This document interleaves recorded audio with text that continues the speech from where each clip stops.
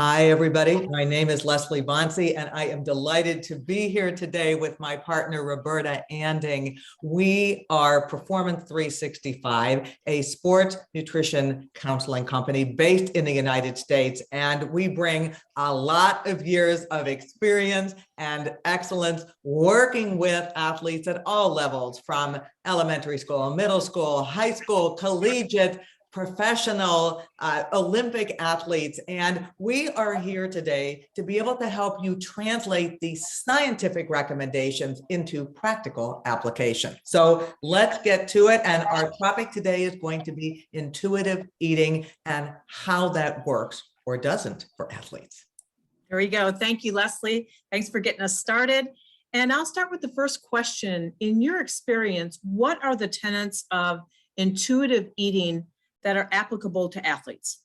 Well, one of them is self-care, and that is critically important because you know what, if you're an athlete, your body is your business. So you really need to think about ways to take care of yourself. The second one would be that eating to satisfy and nourish. Now, that's a double-edged sword because certainly we want to be nourished and yeah, we want to be satisfied. And there, however, can be some other extraneous factors that enter into that in terms of being satisfied, depending on where you are and what your budget is and all those other types of things. But in general, it's a more positive focus. That's what we want to see. Third is being able to make peace with food. When we are at war with what it is we eat, that gets in the way of everything, physically, mentally, emotionally. And so we really want to put a gag order on that type of a thing. And also this idea of rejecting diet mentality and challenging the food police. And I'll tell you, sometimes with athletes, that means your coaches having to have this conversation so that you do what inherently feels right to your body. So the idea of respect and honor your health, all of those things I think are critically important for athletes. However, Roberta, what are some of those principles of intuitive eating that indeed may present challenges to athletes? Oh, we've got a list of them, Leslie. And one of them is, what happens if you have to, quote unquote, make weight? And I'm going to say on both ends of the scale. If you're an offensive lineman in American football, you oftentimes have to eat beyond comfort because you need to maintain your weight at 300 pounds, and it just takes a lot of food. So on that end of the scale, you can see athletes forcing themselves, really overeating way beyond fullness because it's their job. On the other end of the scale is athletes who have to make weight. They could be wrestling, they could be in competitive dance, they could be a distance runner, all of these where thinness is valued, and then they jump right back into that diet culture, right? So it's like, okay, well, I guess I need to be keto or paleo. And so I think those are two big barriers, either end of the weight scale. I do think also sometimes when we look just at the physiological differences between athletes and people who are not physically active is what happens if you live in the part of the world where it's hotter than the surface of the sun. And so now you've got a gut that is not very accepting of food, but you know you need to nourish your body. And the problem is you can't, because as you get overheated, blood goes to your arms and legs to dissipate the heat, and there's less blood going to the gut. So I think those are two major factors, the weight scale and then hydration status, that can make it a challenge.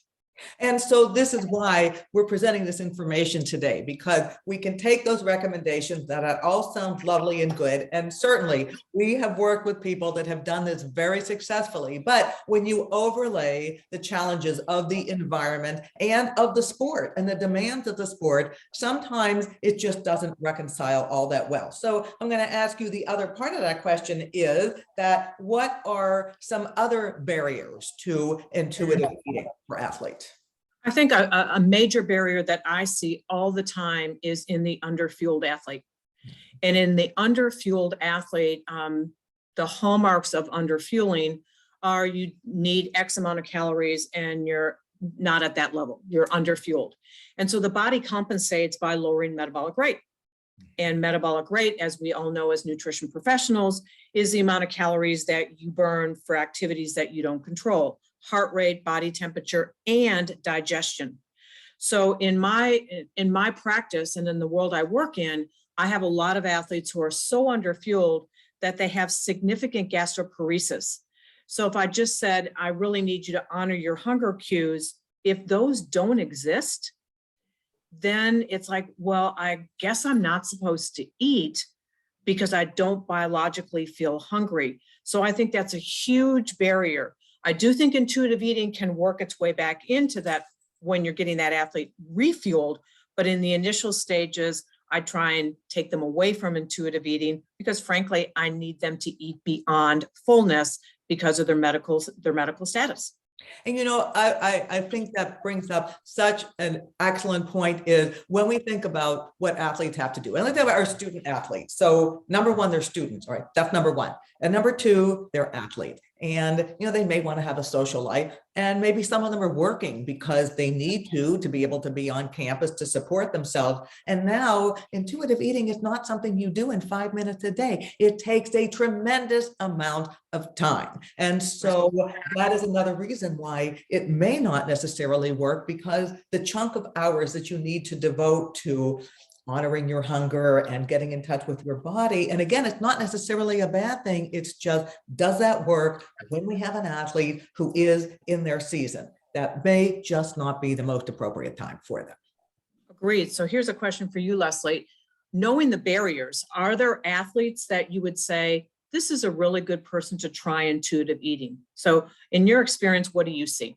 So the first thing that I would say to that is, when is it that we might want our athletes to try this? And it's definitely not in their season. It is not close to the start of their season. It is when their season is done.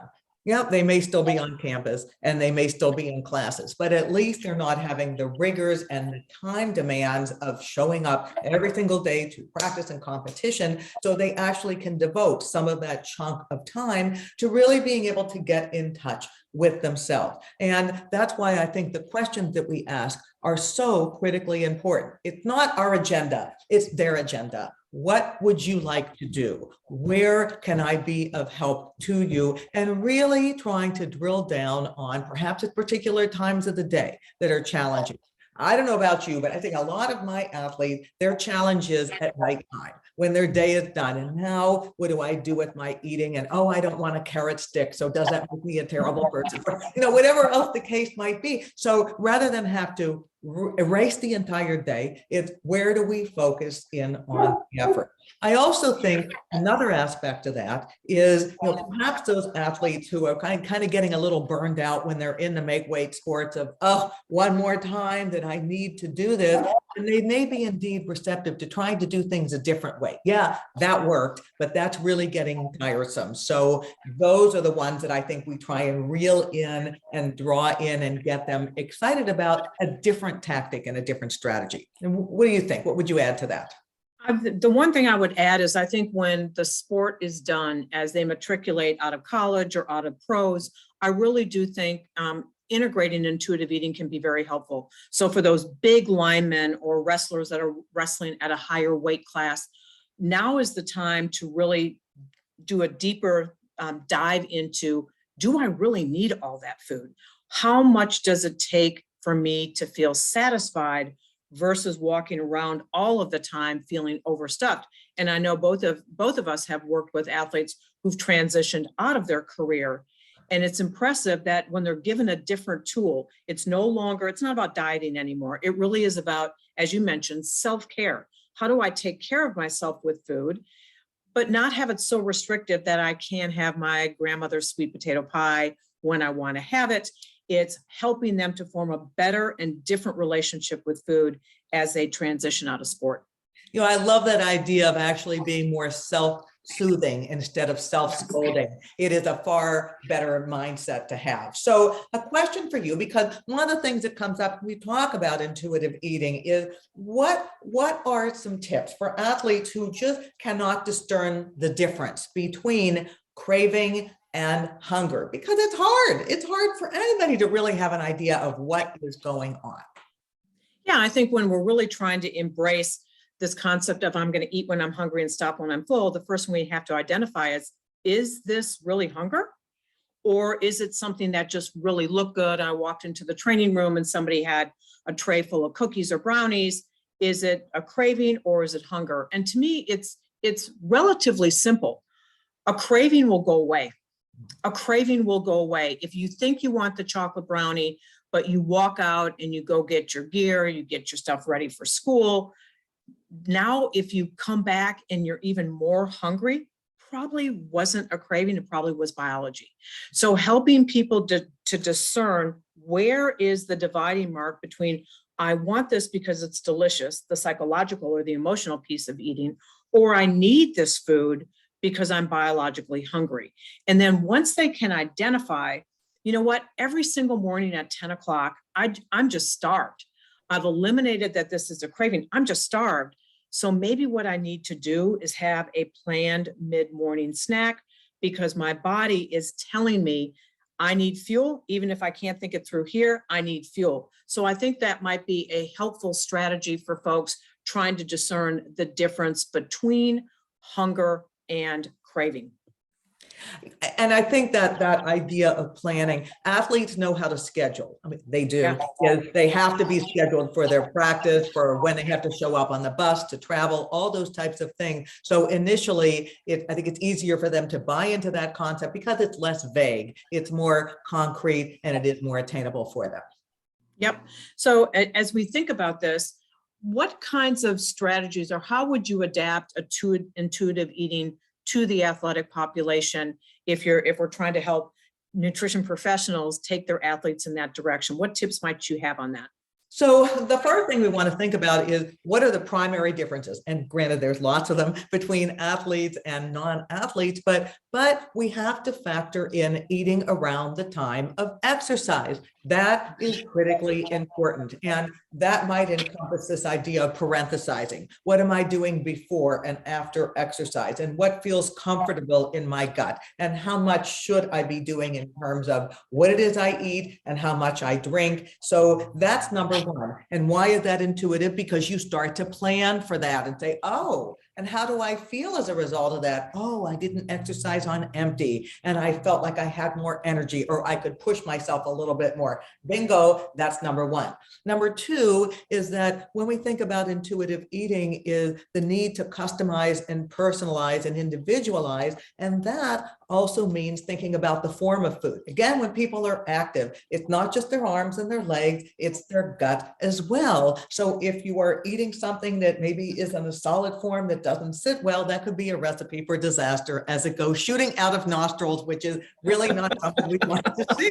So, thinking about that and helping people to fine tune, it's not a good or a bad, it's what is appropriate at that particular point in time when the body is physically active.